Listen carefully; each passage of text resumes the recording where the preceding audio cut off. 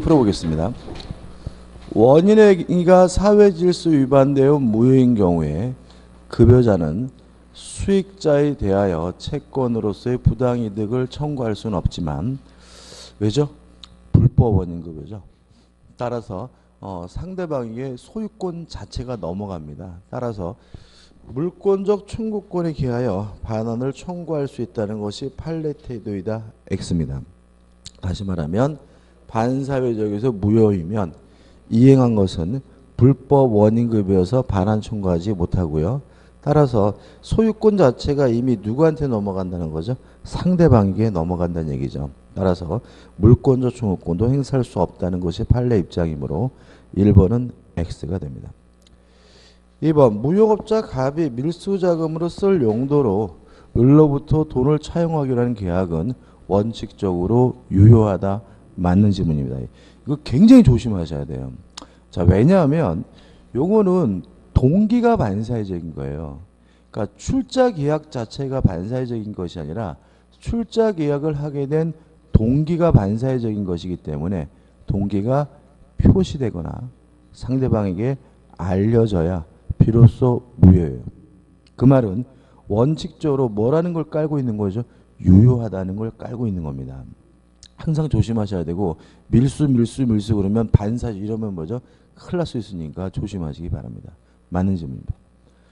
3번 불공정한 법률행위가 성립되기 위한 요건인 궁박, 경솔, 무경험은 모두 구비되어야 하고 어느 일부만으로는 불공정한 법률행위가 되지 아니한다. X입니다.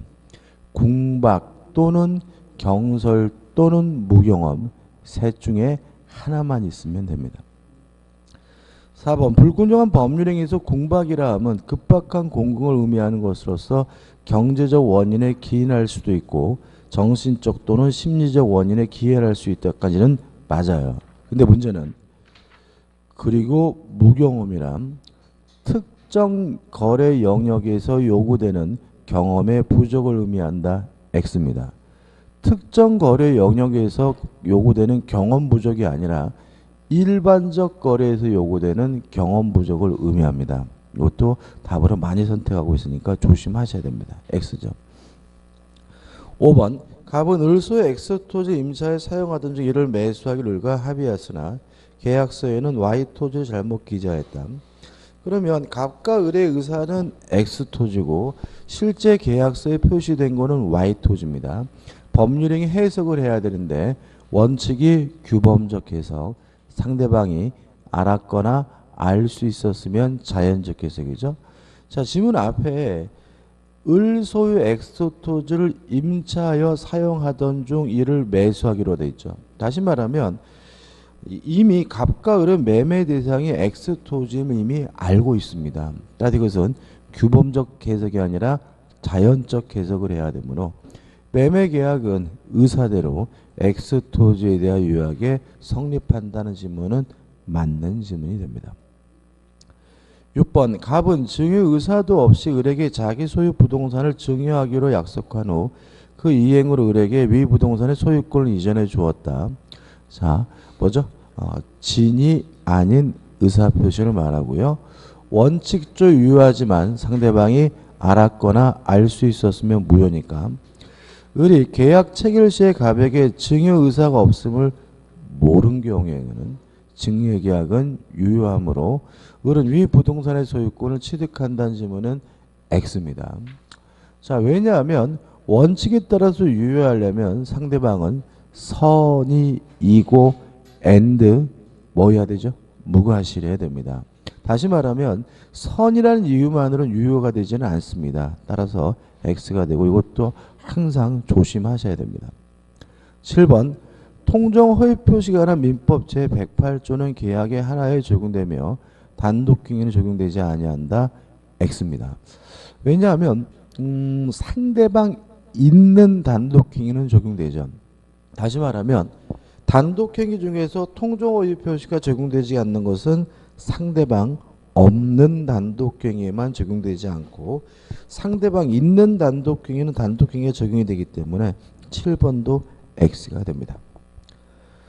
8번 갑은 을에게 자신의 토지를 증여하기로 합의했다. 그러나 세금 문제를 염려해 갑과 을은 마치 매도하는 것처럼 계약서를 꾸며서 이전 등기를 하였다.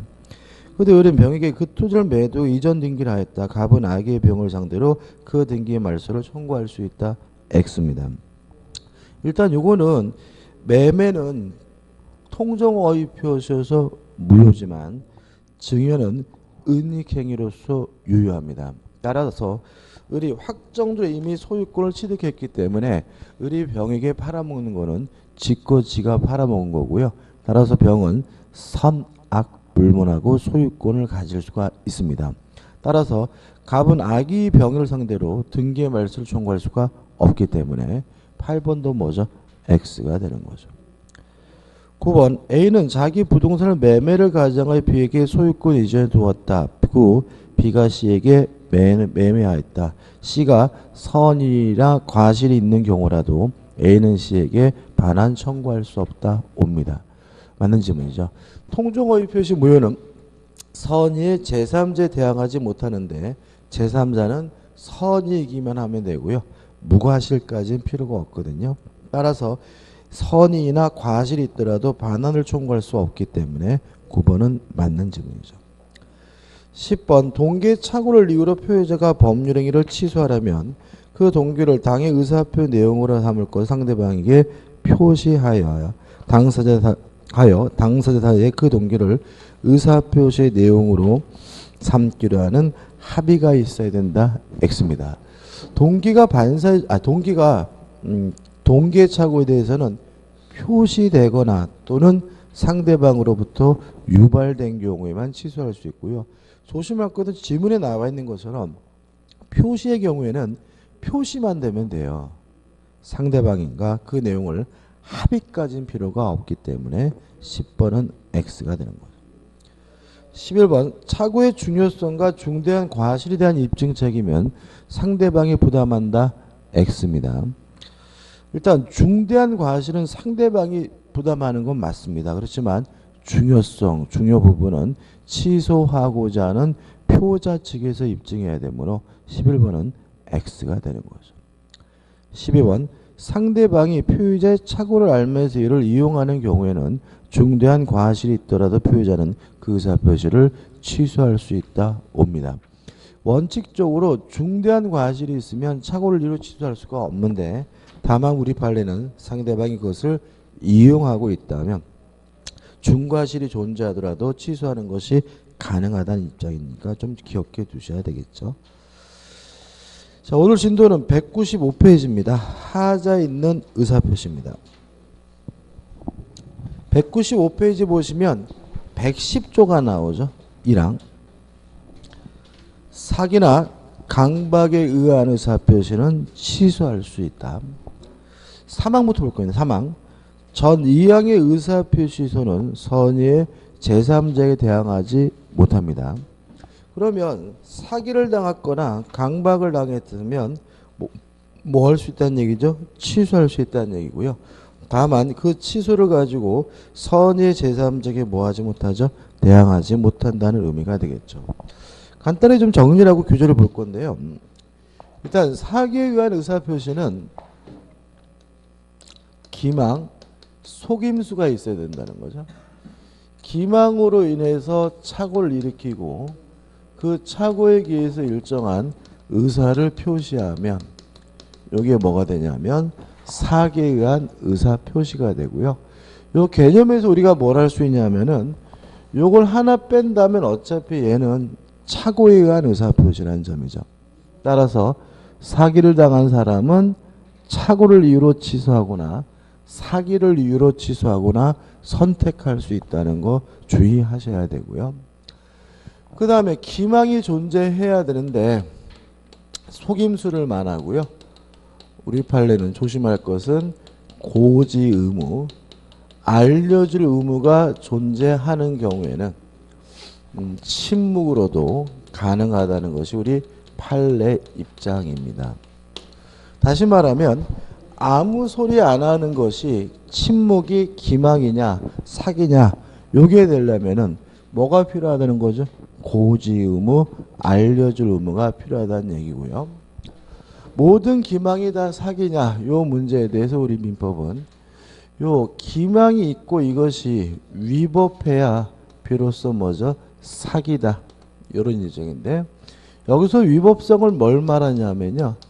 비난 가능성의 존재를 말합니다. 다시 말하면 기망이 있었고 그것이 뭐 할 정도예요? 비난할 정도여야 위법한 것이고 따라서 사기를 이유로 취소할 수 있다. 이런 의미가 되고요. 그 다음에 기망이 고의여야 됩니다. 따라서 과실로 기망한 것은 뭐가 될 수 없냐면 사기가 될 수 없다는 거 꼭 기억해 주셔야 되고요. 요 고의는 어떤 고의여야 되냐면 2단의 고의여야 됩니다.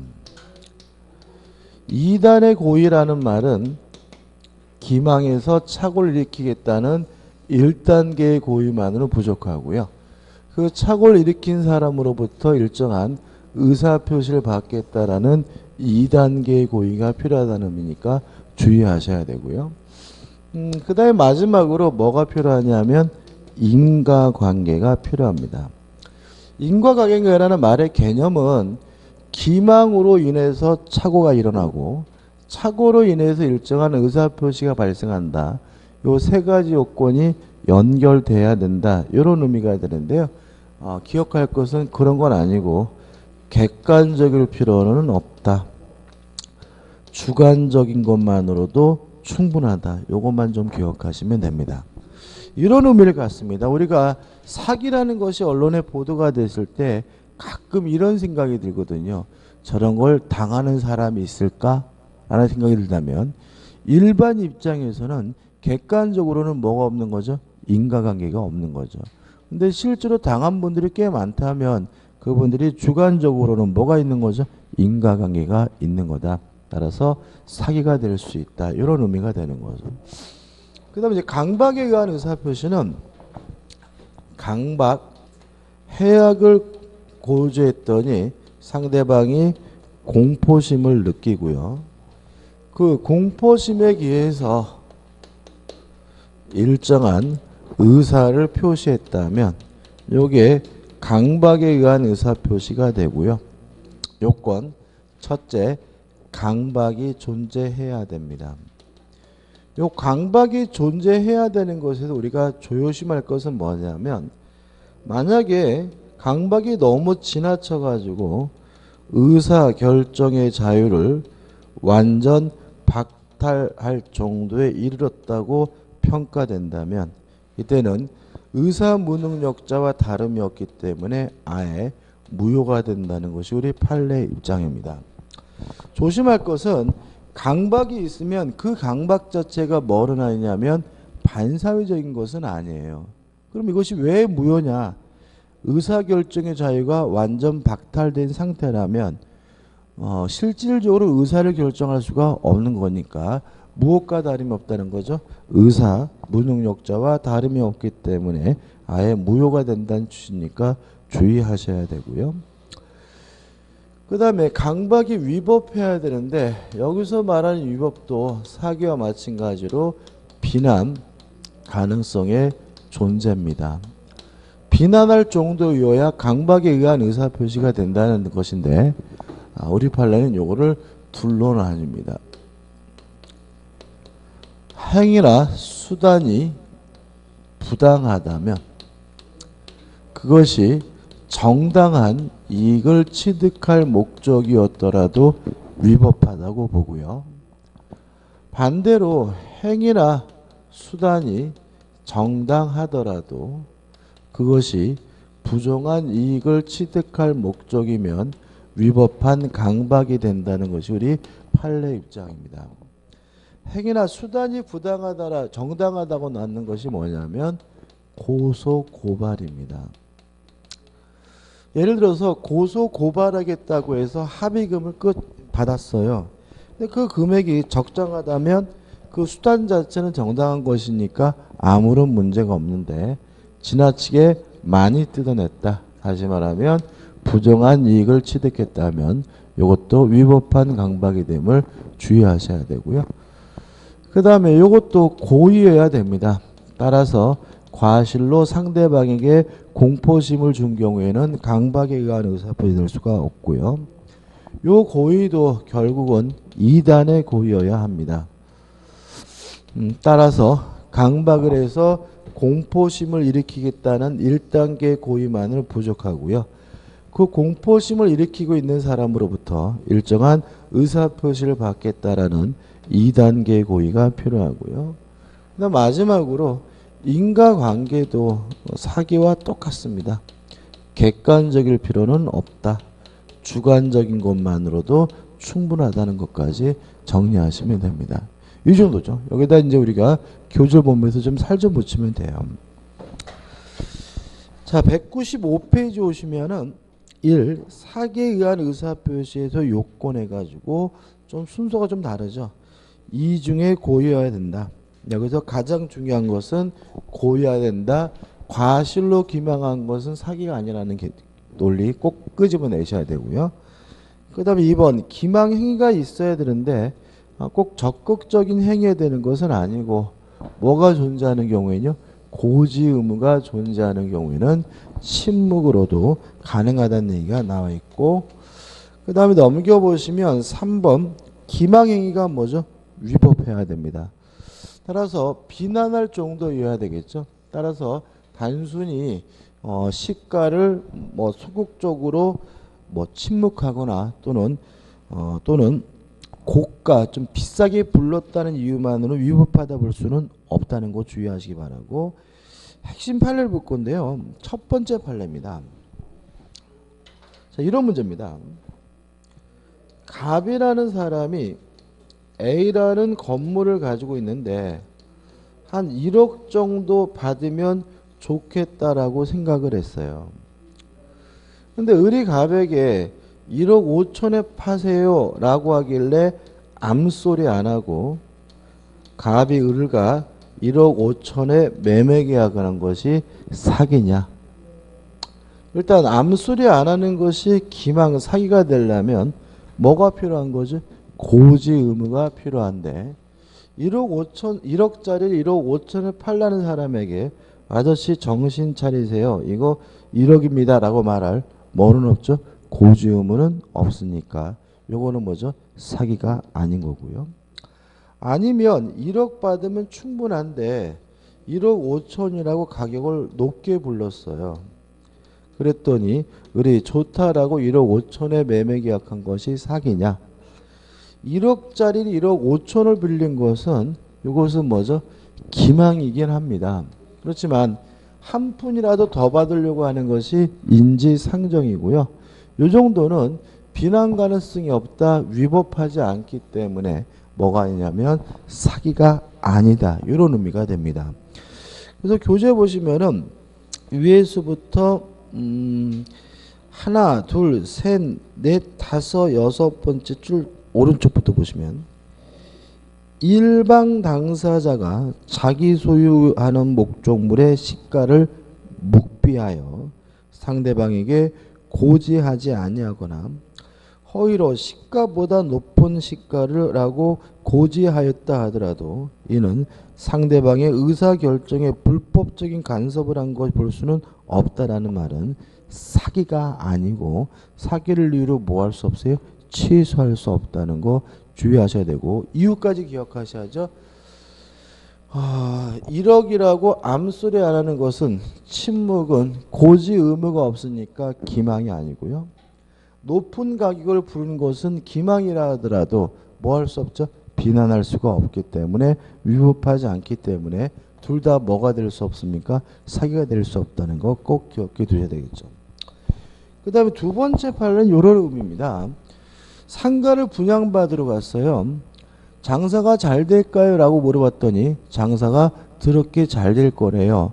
라고 하길래 믿고 매매 계약을 하고 상가를 분양받았는데 장사가 더럽게 안 된다. 이게 사기냐? 물론 뭐가 될 수 있냐면 기망이 될 수는 없습니다. 있습니다. 다만 위법하지는 않습니다.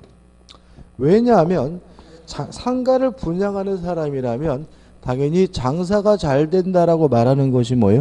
인지상정이고요. 뭐 할 수 없죠? 비난할 수는 없습니다. 요 판례는 좀 심각합니다.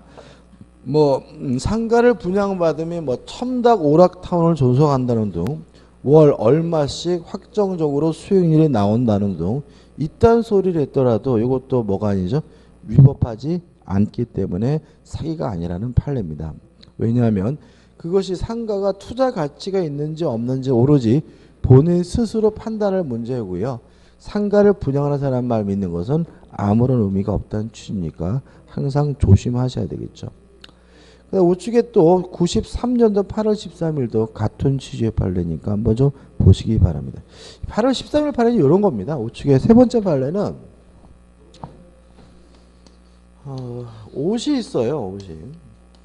근데 이 옷이 정가가 5만 원입니다. 5만 원인데 사람들이 안 사는 거예요. 그래서 가격표를 어떻게 써놨냐면은 이렇게 써놨어요. 그러면 사람들은 어떻게 받아들입니까?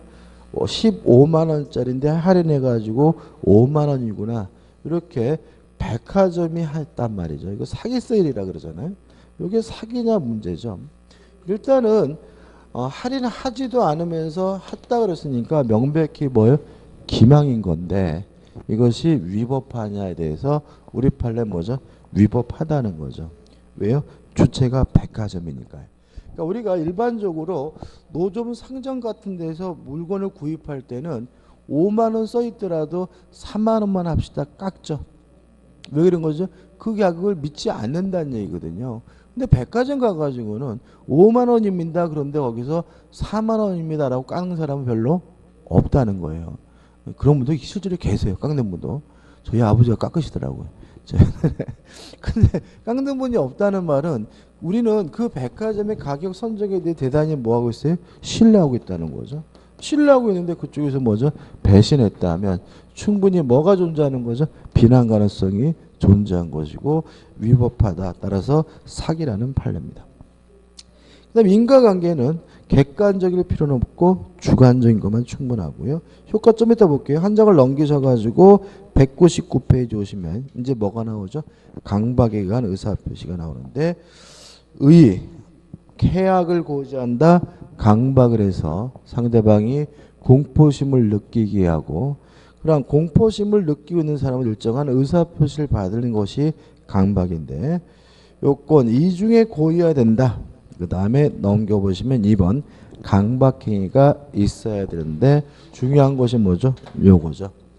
의사결정의 자유를 완전 박탈한 정도라면 그 정도는 취소할 정도가 아니라 아예 뭐죠? 무효다. 기억해 두셔야 되고 3번 강박행위가 위법해야 되는데 요거죠. 고소고발과 같이 행위나 수단이 뭐하는 경우죠? 정당한 경우에도 부정한 이익, 불법한 이익을 취득할 목적이면 위법하다는 얘기고요. 그 다음에 인과관계는 굳이 객관적일 필요는 없고 뭐죠? 주관적인 것만으로도 충분하다는 거 주의하시기 바랍니다. 요건도 간단하죠. 시험에도 아주 잘 나옵니다. 자, 이거 가지고 이제 효과로 갈게요. 다시 앞으로 가셔가지고 197페이지 하단입니다. 이것도 어려운 건 없습니다. 갑이 을과 만나가지고 매매 계약을 했는데 을이 갑에게 사기를 쳤거나 강박을 쳤다면 갑은 을과의 매매 계약을 뭐 할 수 있냐면 취소할 수 있다. 이게 1. 상대방이 사기 강박을 한 경우죠. 근데 문제가 되는 것은 이런 경우입니다.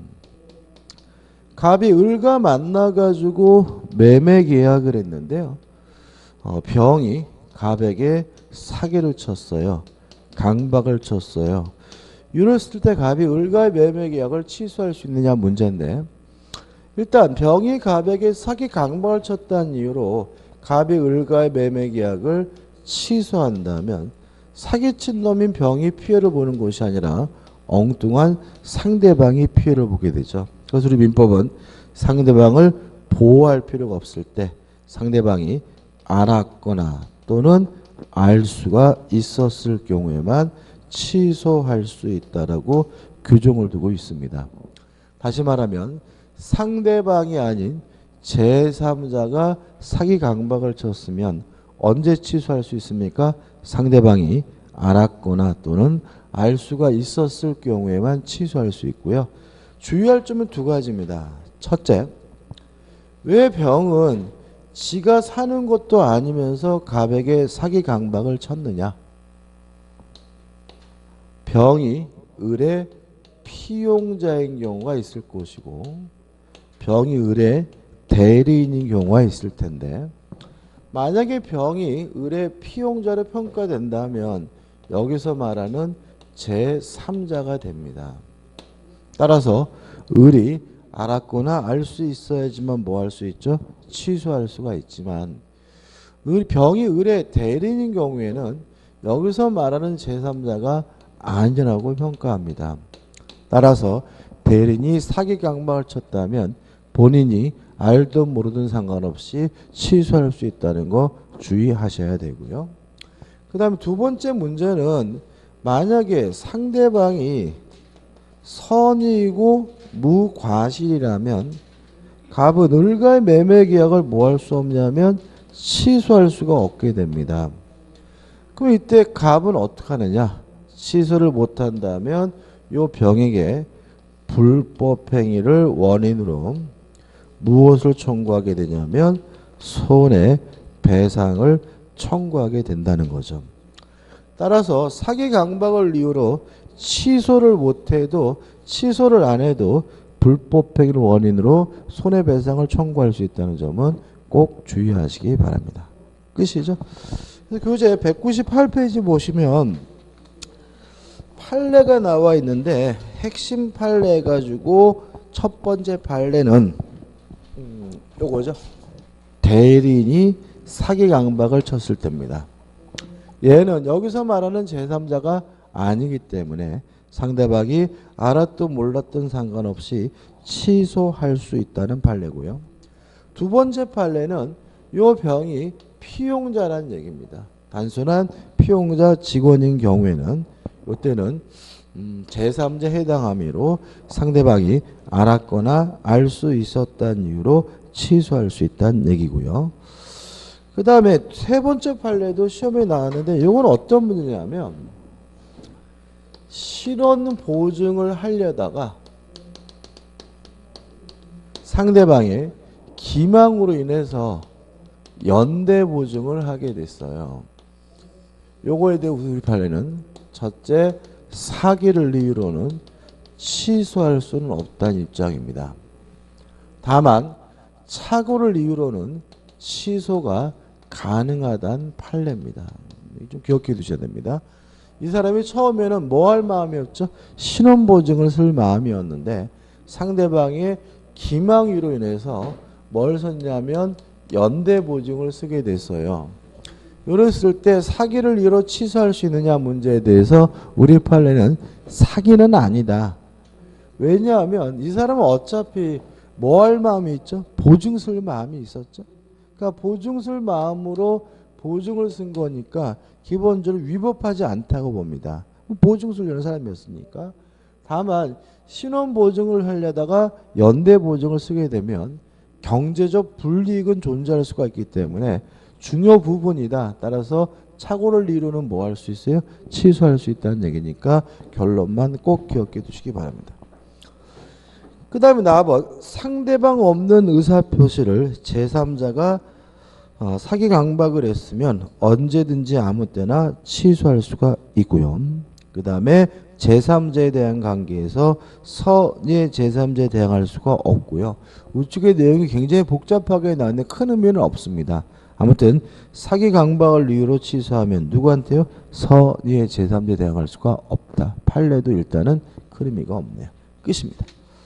자, 201페이지 오시면 기본 확인 문제가 나옵니다. 풀어보죠. 201페이지입니다. 기본 확인 문제. 의사표시에 관한 설명으로 옳지 않은 것은 1번 진이 아닌 의사표시 무효에 관한 규정은 공법행위에는 적용되지 않는다. 5. 맞는 질문입니다. 우리 민법은 개인과 개인 간의 법률관계의 규율하는 사법이고요. 공법적 영역에 적용되지는 않습니다. 특히 진이 아닌 의사표시에 관련된 공법상 행위는 뭐냐면 공무원의 사직서 제출 행위를 말하고요. 공무원 사직서 제출 행위는 진이 아닌 의사표시 민법에 적용되지 않으므로 1번은 맞는 질문이죠. 2번 사기에 의한 의사표시에서 상대방에 대한 고지 의무가 있는 경우 고지 의무의 부작위는 기망행위가 될 수 없다. X죠. 자, 고지 의무가 존재한다면 뭐로도 가능하죠? 침묵으로도 가능하다. 다시 말하면 고지 의무가 존재하는 경우에는 부작위로도 사기 기망을 칠 수가 있기 때문에 답은 2번이 되는 거죠. 3번 동기가 표시되지 않았더라도 상대방에 의하여 유발된 동계착오는 취소할 수 있다. 맞죠? 표시가 되거나 상대방에게서 유발된 경우엔 착오를 이뤄 취소할 수가 있고요. 4번 파산자가 허위 표시로 가장 채권을 보유하고 있다가 파산이 선고된 경우 파산 관제인도 결국은 가장 채권이 발생한 후에 이해관계를 가진 사람이기 때문에 민법 제108조 제2항의 제3조에 해당한다. 맞는 질문이고요. 5번 표의자가 과실 없이 상대방을 알지 못하는 경우 의사표시는 민사소송법 공시송달에 규정하여 송달할 수 있다. 맞는 질문이고 바로 볼 내용입니다. 자, 넘겨보시면 이제 뭐가 나오냐면 의사표시의 효력 발생이 나옵니다. 일단 서설해가지고 상대방이 없는 경우는 표백주의해가지고 의사가 완성되는 경우 효과가 발생하게 되고요. 2번 상대방이 있는 경우는 원칙적으로 도달주의, 예외적으로 발신주의를 취합니다. 그래서 2번 의사표력 발생의 시기에서 111조 1항을 보시면 상대방 있는 의사표시는 상대방에게 도달한 때 그 효력이 생깁니다. 그래서 의사표시는 상대방에게 도달이 되면 원칙적으로 효과가 생기는데 도달이 뭐냐? 우측에 상단에 나와 있는데 두 가지 요건을 요구합니다. 상대방 지배 영역 내에 진입을 하고요. 언제든지 마음만 먹으면 요지 가능한 상태에 놓였다면 도달된 것이고 의사표 효과는 발생합니다. 따라서 지배 영역에 진입한다는 말은 상대방 본인이 직접 받는 것만 도달인 것은 아니고요. 동거하는 가족이나 가정부가 받는 것도 일반적으로 지배 영역에 진입된 거기 때문에 도달된 것으로 보게 되고요. 우측에 1번 도달의 의미가 나와 있고 판례 자체는 큰 의미는 없습니다.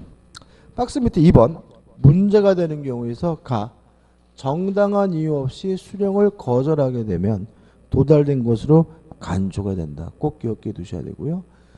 격지자와 대화자는 거리 문제가 아니라 시간 문제다. 예를 들어서 미국에 있는 저희 형에게 제가 전화를 하고 있다면 거리는 멀리 떨어져 있지만 말하자마자 바로 도달하게 되므로 대화자가 되고요.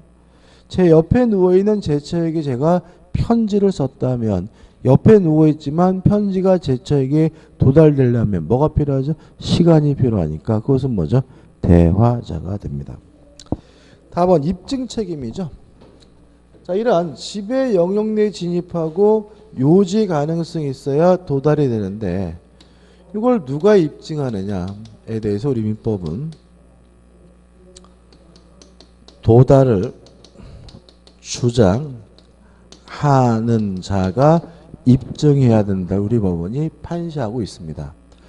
따라서 상대방이 주장한다면 상대방이 입증하면 되고요. 표의자가 주장한다면 표의자가 입증해야 되는데 표의자는 입증하기 대단히 곤란하기 때문에 결국 뭐가 필요하냐면 내용 증명 우편이 필요하고요. 뭐가 필요하냐면 등기 우편이 필요하게 됩니다. 왜냐 우리 판례는 요 내용 증명 우편이나 등기 우편이 배달되고 반송되지 않는다면 도달된 것으로 간주 내지는 추정을 해주고 있기 때문에 그렇고요. 이에 반해서 일반 우편, 보통 우편에 대해서는 도달에 관한 추정을 인정하지 않고 있다는 것까지 꼭 기억해 두시기 바랍니다. 다시 말하면 내용 증명이나 등기 우편에 대해서만 추정 유권을 인정하고 보통 우편에 대해서는 도달에 관한 추정 인정하지 않는다는 거 꼭 기억해 두셔야 되고요. 204페이지 오시면 판례가 뭐죠? 그런 취지니까 한번 좀 보셨으면 좋겠어요. 그 다음에 3번 도달주의 효과입니다. 가 도달이 돼야 비로소 효과가 발생하므로 발신 후 도달하기 전에는 의사표시를 처리하는 것이 가능하고요. 나번 연착됐다 불착됐다 다 표유자가 그 책임을 져야 되고요. 다음 원칙만 기억하시는데 의사표시를 발신 후 표유자가 사망하거나 제한 능력자가 되더라도 아무런 영향을 미치지 않습니다. 따라서 발신 후 도달하기 전에 사망하더라도 도달하게 되면 정상적인 효과가 생기고요. 발신 후 도달하기 전에 표유자가 제한 능력자가 되더라도 도달하게 되면 정상적인 효과가 생긴다는 거 아주 지문이 잘 나오니까 꼭 기억해 두셔야 되고요. 4번 도달주에 대한 예외에서 뭐가 나오냐면 발신주의가 나옵니다. 발신주의는 우측에 나열되어 있는데 크게 두 가지입니다. 사원, 총회, 소집 통지와 답장이 발신주입니다. 따라서 최고에 대한 답장인 확답은 발신주이고요. 청약에 대한 답장인 승낙은 뭐죠? 발신주의다. 이렇게 정리하면 되거든요. 그래서 1번 보시면, 가번 보시면 최고에 대한 본인의 확답은 뭐죠? 발신주입니다. 다번도 마찬가지죠. 최고에 대한 답장인 본인의 확답은 뭐죠? 발신주의고, 그 다음에 라번 보시면 청약에 대한 답장인 승낙은 뭐죠? 발신주의고, 마번도 청약에 대한 답장인 승낙은 뭐죠? 발신주의라는 거죠. 그래서 결과적으로 총 5가지처럼 보여지면 실제는 2가지입니다. 사원총회 소집 통지와 답장이 뭐가 되죠? 발신주의가 됩니다. 기본학기 문제 풀어볼게요. 의사표시 효력 발생하는 설명으로 옳지 않은 것은 1번 의사표시가 보통 일반 우편의 방법으로 발송되었다는 사실을 인정될 경우 상당 기간 내에 도달한 것으로 추정된다. X입니다. 왜냐하면 등기 우편이나 내용 증명 우편에 대해서 추정으로 인정하죠. 답은 1번이죠. 2번 과실 없이 상대방의 소재를 알지 못하였다면 공시 송달에 의해 의사표시 송달할 수가 있고요. 3번 청약에 대한 답장의 승낙은 발신주의니까 결국은 격제자간의 계약은 승낙의 통지를 발송한 때 성립한다. 맞는 질문이 되고요. 4번 의사표시 도달은 뭐죠? 지배 영역에 진입하고 요지 가능성이 있는 것을 의미하므로 상대방이 통지를 현실적으로 수령하거나 통지의 내용을 알 것까지 요구하지 않는다는 지문도 맞는 지문이고요. 5번 의사표시 상대방이 의사표시를 받은 때 제한 능력자였다면 원칙적으로 도달되진 않지만 그의 법정된 의사표시를 도달을 안 경우에는 도달이 되므로 그 표의자는 그 의사표시로 대항할 수 있다는 지문도 맞는 지문입니다. 자, 3. 공시송달이 나오는데 113조만 주의하시면 돼요. 110조 제 읽어보면 표의자가 과실 없이 상대방을 알지 못하거나 상대방의 소재를 알지 못하는 경우에는 의사표시는 민사소송법 공시송달 규정에 의하여 송달할 수 있습니다. 이 공시송달에 관한 구체적인 내용은 민사소송법이에요. 시험 범위가 아니기 때문에 언제 하는지만 알면 돼요. 언제 합니까? 과실 없이 상대방을 알지 못하거나 상대방의 소재를 알지 못하는 경우에는 뭐 합니까? 공시송달한다는 것만 정확하게 기억하시면 되고요. 그 다음 넘겨보시면 이제 하단에 뭐가 나오냐면 의사표시의 수령 능력이 나오는데 112조가 나오죠. 일단 제한 능력자는 수령 무능력자입니다. 따라서 제한 능력자가 수령을 하더라도 원칙적 의사표시는 도달되지는 않습니다. 우측에 내용이 나오죠. 1번 원칙 대항하지 못한다.